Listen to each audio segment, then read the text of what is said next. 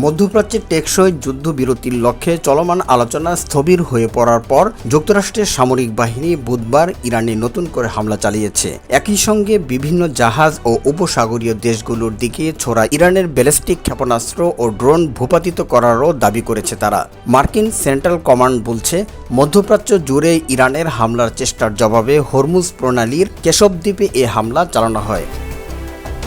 এদিকে ইরান বলছে, হামলার প্রতিশোধ হিসেবে একটি আঞ্চলিক দেশে অবস্থিত মার্কিন ঘাঁটি ও হেলিকপ্টারে ক্ষেপণাস্ত্র ও ড্রোন দিয়ে হামলা চালিয়েছে তারা। তবে সেন্টকম দাবি করেছে, তেহরান কুয়েতের দিকে 2টি ও বাহরানের দিকে 3টি ক্ষেপণাস্ত্র ছুঁড়েছিল, যা সবকটি মাঝপথে বিধ্বস্ত করা হয়েছে।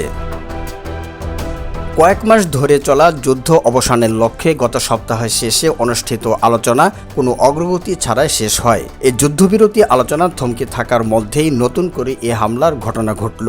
সেন্টকম বলছে, কেশম দ্বীপের হামলায় ইরানের একটি সামরিক স্থল নিয়ন্ত্রণ কেন্দ্র নিশানা করা হয়েছিল।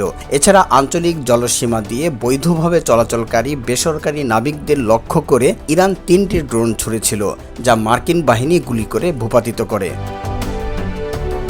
ইরানের ইসলামী বিপ্লবী গার্ড বাহিনী সতর্ক করে বলেছে, হরমুজ প্রণালীর নিরাপত্তা বিঘ্নিত করলে আগ্রাসী মার্কিন বাহিনীকে চড়া মূল্য দিতে হবে। উল্লেখ্য, মার্কিন সামরিক ঘাঁটি থাকা বাহরাইন ও কুয়েতের বিভিন্ন লক্ষ্যবস্তুতে ইরান এর আগেও কয়েকবার হামলা চালিয়েছে।